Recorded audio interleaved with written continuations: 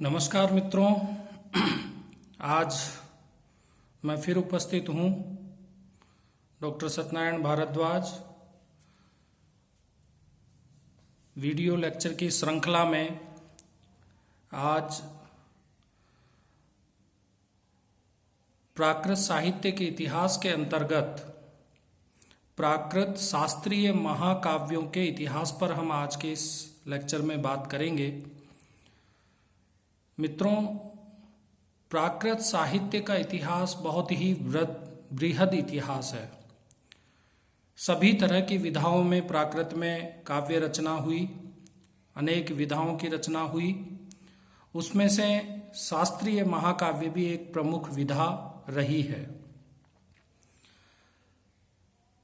केवल काव्य की बात करें, साहित्य की बात करें तो ये परिभाषाएं हमें कई जगह उसकी मिलती है। सहितम इति साहित्यम, अर्थात जो हित से युक्त होता है वह साहित्य कहलाता है।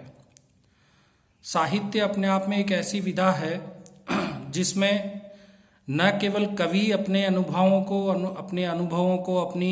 अपने भावों को अभिव्यक्त करता है, बल्कि पाठक भी उसमें उतना ही रस अनुभव करता है जितना कवि करता है। हालांकि संस्कृत साहित्य बहुत ही विशाल और एक समृद्ध परंपरा है, लेकिन प्राकृत साहित्य भी अपने आप में बहुत ही समृद्ध परंपरा है, जिसमें अनेक प्रकार के साहित्य लिखे गए। तो साहित्य कहते किसे हैं? जैसा कि मैंने कहा साहित्यम इति साहित्यम, लेकिन साहित्य जो है अपने आप में एक बहुत ब्रॉड विषय है। उसमें अगर हम काव्य की बात करें, हालांकि संस्कृत में साहित्य को ही काव्य कहा गया, तो काव्य की बात करें तो काव्य की परिभाषा पंडित विश्वनाथ ने साहित्य दर्पण में कहा कि रसात्मकम वाक्यम काव्यम, अर्थात रसयुक्त वाक्य ही काव्य है जो हमें आनंद की अनुभूति देता है। और काव्य की जो आत्मा है, लगभग सभी विद्वानों ने रस को काव्य की आत्मा माना है, और जब हम उसको पढ़ते हैं तो हमें रस की अनुभूति होती है। रस 9 प्रकार के हैं और उसमें से किसी भी एक रस की हमें अनुभूति होती है। हालांकि उसमें बहुत सारे रस होते हैं, काव्य तो समग्रता को लिए हुए होता है, लेकिन फिर भी एक प्रधान रस होता है, तो उसकी अनुभूति हमें होती है। और अंग रूप में जो बाकी रस होते हैं उनकी भी हमें यथास्थान अनुभूति होती है। तो रसात्मकम वाक्यम काव्यम, रसयुक्त वाक्य ही काव्य है, ऐसा लाक्षणिक ग्रंथों में काव्य की परिभाषा मिलती है। अब मित्रों, काव्य का प्रयोजन क्या है?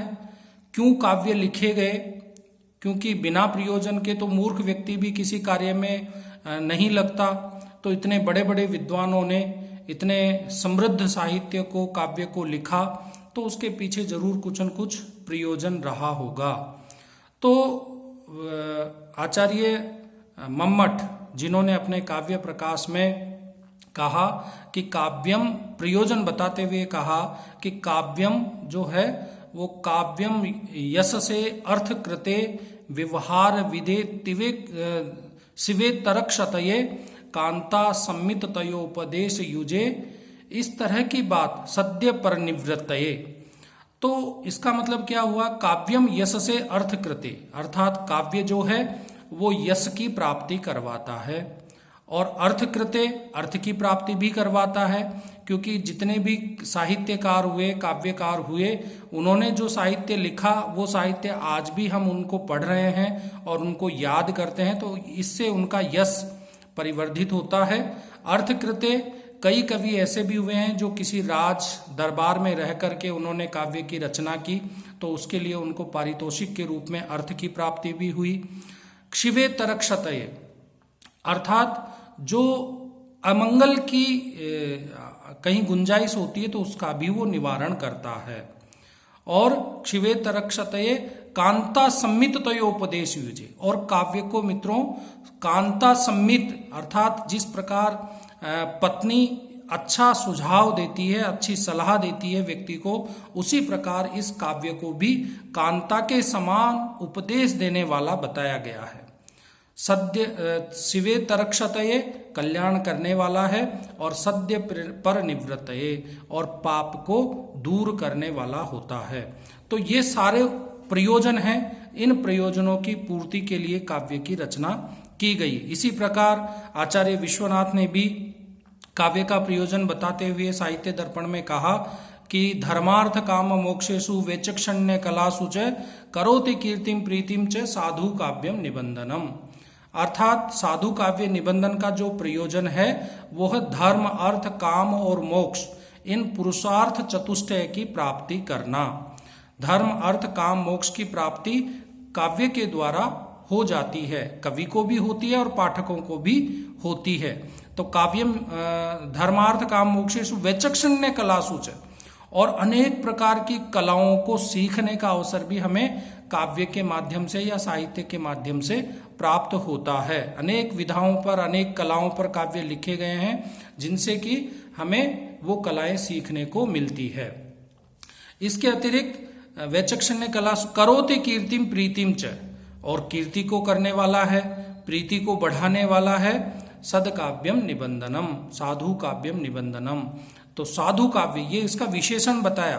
काव्य तो कई तरह के हैं, सदकाव्य असद काव्य, लेकिन सदकाव्य की ही ये सारे प्रयोजन और विशेषताएं हैं जो हमें सदकाव्य के माध्यम से प्राप्त होती है। इसी प्रकार एक प्रयोजन और बता करके मैं आगे चर्चा करूंगा प्राकृत साहित्य के उद्भव विकास की। तो प्राकृत साहित्य में एक प्रमुख काव्यकार हुए हैं आचार्य प्रवरसेन। उन्होंने सेतुबंध नाम का एक काव्य लिखा, प्राकृत काव्य लिखा, और उस सेतुबंध में भी उन्होंने काव्य का प्रयोजन बताया। तो उन्होंने कहा परिवड्ढै विण्णाणम संभाविज्जै जसो विडब्बन्ति गुणा सुवै सुवरिसचर पुरियम किम तम जैन न हरन्ति कव्वालावा। अर्थात परिवड्ढै विण्णाणम, अर्थात हमारे विज्ञान को जो परिवर्धित करता है, परिवड्ढै विण्णाणम संभाविज्जै जसो, अर्थात यश को बढ़ाने वाला होता है, विडब्बन्ति गुणा, और गुणों को करने वाला होता है। अर्थात हमारे पाठकों के या जो कवि होते हैं उनके गुणों में परिवर्धन करता है। और सुवै सुवरिश्चर पुरियम, यानी सदपुरुषों के चरित्र को बताने वाला होता है। तो हम काव्य के माध्यम से ही जो हमारे महान नायक हुए हैं, सदपुरुष हुए हैं, महापुरुष हुए हैं, उनकी जीवनी को, उनके चरित्र को भी काव्य के माध्यम से पढ़ते हैं। और किम तम जैन न हरन्ति कव्वालावा, अर्थात काव्य का ऐसी कौन सी विधा है जो हमारे मन का हरण नहीं करती। अर्थात काव्य की सारी विधाएं जो हैं वो मन का हरण करती है, और ये सारी चीजें हमें काव्य से प्राप्त होती है। तो इस तरह काव्य का ये प्रयोजन है। अब चूंकि हमारा जो मूल विषय है वो प्राकृत शास्त्रीय महाकाव्यों के इतिहास से संबंधित है, तो ये मैंने एक काव्य की को लेकर के एक सामान्य चर्चा की, उसका लक्षण बताया, उसका प्रयोजन बताया। और निश्चित रूप से काव्य जो है वो बहुत ही मनोहारी होता है। उसकी भाषा, उसके साहित्यिक तत्व जो होते हैं उनके माध्यम से कवि जो है वो अपने भावों को अभिव्यक्त करता है, और अनेक प्रकार की सामाजिक, राजनीतिक, धार्मिक स्थितियों को बड़े सहज और सरल शैली में हम सभी के समक्ष काव्य के माध्यम से प्रस्तुत करता है। तो प्राकृत काव्य भी जो हैं शास्त्रीय महाकाव्य हैं। तो सबसे पहले तो हम बात करें कि प्राकृत भाषा के जो काव्य हैं उनका जो प्रादुर्भाव काल है वो प्राकृत के समय से ही माना जा सकता है, किसी न किसी रूप में। जैसे सबसे पहले अगर लिखित रूप की बात करें, भगवान महावीर ने अपनी वाणी में जो आगमों की बात कही, आगम जो रचना हुई वो भगवान महावीर की वाणी के अनुसार हुई, तो वो तो लिखित रूप में बाद में आए। लेकिन उससे पहले जो अशोक था, सम्राट अशोक, उसके जो शिलालेख हैं वो लिखित रूप में प्राकृत साहित्य के प्रमाण माने जाते हैं। कि लिखित रूप में सबसे पहले अगर प्राकृत साहित्य आया तो वो अभिलेखों के रूप में आया। उसके बाद भी अनेक इस तरह की रचनाएं हुई, भास के नाटक हुए, उसमें भी प्राकृत आया है। तो महाकाव्य की जो बात अगर हम करें तो ये कह सकते हैं कि प्राकृत जो था ना, प्राकृत भाषा के काव्य, वो उसका प्रणयन जो था उसके प्रादुर्भाव काल से ही होता रहा है। और प्राकृत भाषा चूंकि जनभाषा थी तो इसीलिए इसका जो साहित्य था वो जन साहित्य के रूप में प्रसिद्धि को प्राप्त हुआ। अर्थात हर किसी को उसका साहित्य पढ़ने में और समझने में कोई दिक्कत नहीं हुई, और उसकी जो विषय वस्तु थी वो भी आम आदमी को लेकर के निबद्ध की गई। तो प्राकृत शास्त्रीय महाकाव्यों की अगर पृष्ठभूमि की बात करें, उसके उद्भव विकास की बात करें, उसके स्रोत की बात करें, तो मित्रों मैंने पूर्व के सभी व्याख्यानों में भी ये कहा है कि प्राकृत, जिस तरह से संस्कृत साहित्य का जो मूल स्रोत माना जाता है वो वेद और वैदिक साहित्य को माना जाता है, उसी प्रकार प्राकृत का अगर मूल स्रोत, प्राकृत साहित्य का अगर मूल स्रोत की बात करें तो वो आगमों को ही माना जाता है। आगमों से ही सभी तरह की साहित्यिक विधाओं के स्रोत, उसके बीज, उसके तार जुड़े हुए हैं। और प्राकृत में चूंकि जनवादी या मानवतावादी साहित्य तो लिखा ही गया है, रसात्मक साहित्य की भी विपुल मात्रा में ये साहित्य लिखा गया, रसात्मक साहित्य, और वो भी कहीं न कहीं मानवतावाद से ही जुड़ा हुआ है। और प्राकृत भाषा के जो कवियों ने सिसकती और आहें भरती हुई जो मानवता का करुण क्रंदन सुना, जिस तरह कहा जाता है कि वाल्मीकि जो संस्कृत साहित्य के आदि कवि माने जाते हैं, लौकिक साहित्य के, उन्होंने जब क्रौंच और क्रौंची का जो मिथुन था, जोड़ा था, उसमें से जब एक क्रौंच नर पक्षी की एक शिकारी ने उसको मार दिया, तो वो जो करुणा के रूप में जो श्लोक निकला और उसके आधार पर रामायण का निर्माण हुआ और बाद में लौकिक साहित्य का निर्माण शुरू हुआ। तो सेम यही स्थिति प्राकृत साहित्य की भी रही। उसमें मानवता का जो करुण क्रंदन था उसको उस समय के जो प्राकृत के जो रचनाकार थे उन्होंने सुना और उन्होंने काव्य की रचना को प्रारंभ किया। और प्राकृत के जो काव्य हैं, महाकाव्य हैं, उनकी उत्कृष्टता को भी सिद्ध किया गया है। और चूंकि तिरस्कृत और दलित पात्र जो थे वो प्राकृत साहित्य के या काव्य के नायक के रूप में रहे हैं, और अगर कहीं पर कुछ बड़े नायक, राजा महाराजा भी अगर रहे हैं तो वो मानवतावादी ही रहे हैं, रूढ़िवादी नहीं रहे हैं। और वागपति राज ने तो गौड़ वहो में 92 नंबर का जो श्लोक गाथा है उसमें प्राकृत काव्य की उत्कृष्टता को भी सिद्ध किया है। उन्होंने कहा, नवमत्थ दंसणम सन्निवेश शिशिरावो बंध रिद्धियो अविरल मिनमो आभुवण बंद मिहि नवर पयम्मी।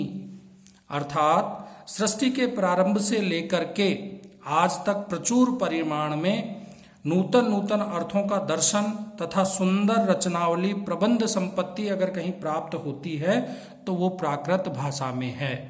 अर्थात ये प्राकृत भाषा की भी सफलता है और प्राकृत साहित्य की भी सफलता है कि सब तरह का काव्य प्राकृत भाषा में प्राप्त होता है। अब मित्रों बात करें प्राकृत भाषा के जो प्रबंध काव्य हैं उनका वर्गीकरण, तो उसमें सबसे पहले शास्त्रीय महाकाव्य, खंड काव्य और चरित काव्य, ये 3 तरह के प्रबंधात्मक काव्य में आते हैं, अर्थात श्रव्य काव्य में आते हैं। दृश्य काव्य में नाटक और सट्टक वगैरह होते हैं। तो ये 3 तरह के जो काव्य हैं ये श्रव्य काव्य में के प्रमुख भेद हैं, शास्त्रीय महाकाव्य, खंड काव्य और चरित काव्य।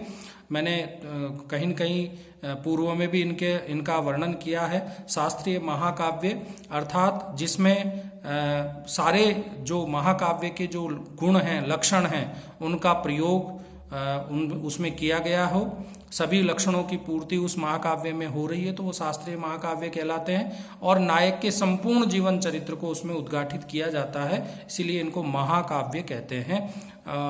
लगभग 15 आश्वासों में 8 आश्वास या 8 अध्याय सर्ग से ज़्यादा की उसमें कथा वस्तु होती है। इसी तरह खंड काव्य जो है वो नायक के जीवन की किसी एक विशेष घटना को लेकर के ही जब काव्य की रचना होती है तो उसको हम खंड काव्य कहते हैं। चरित काव्य में नायक के चरित्र का उद्घाटन किया जाता है, वो खंड रूप में भी हो सकता है और वो संपूर्ण रूप में भी हो सकता है। तो इस तरह से ये प्रबंध काव्य का वर्गीकरण प्राकृत में किया गया। और प्राकृत शास्त्रीय महाकाव्यों के जो प्रमुख तत्व माने गए, उन तत्वों में मुख्य रूप से कहा गया कि कथात्मकता और छंदोबद्धता होनी चाहिए, अर्थात उसकी कथा वस्तु या तो कविकल्पित होगी या प्रसिद्ध होगी, ऐतिहासिक कथा वस्तु होगी और वो छंदोबद्ध होनी चाहिए, छंद मुक्त नहीं, छंदोबद्ध, अर्थात किसी न किसी छंद में उसकी रचना होनी चाहिए।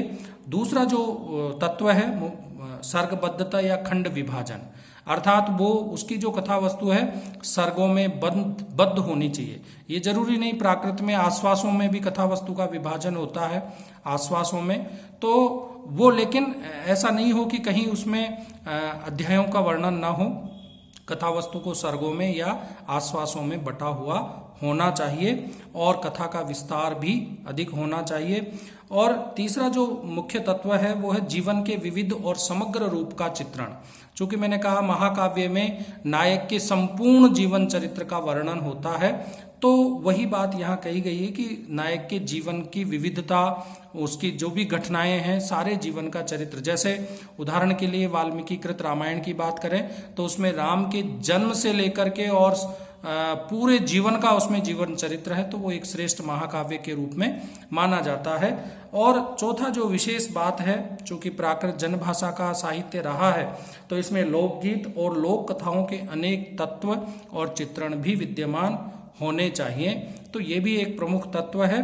और लास्ट जो पांचवा तत्व है वो है शैली की गंभीरता, उदात्तता और मनोहारिता होना चाहिए, अर्थात शैली भी गंभीर शैली में लिखा हो और मनोहारी हो, अर्थात उसमें साहित्य के सभी तत्व विद्यमान होने चाहिए।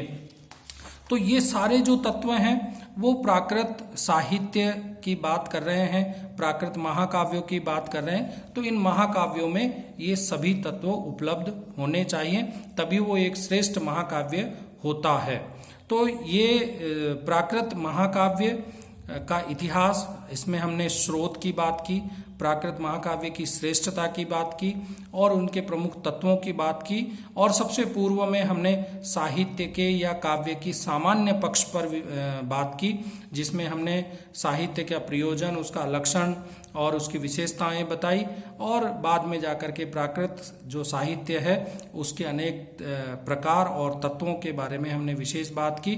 आगे वाले जो इसके आगे वाला जो लेक्चर है उसमें हम प्राकृत के प्रमुख जो शास्त्रीय काव्य हैं उनके परिचय पर हम चर्चा करेंगे। सभी का धन्यवाद, बहुत बहुत आभार।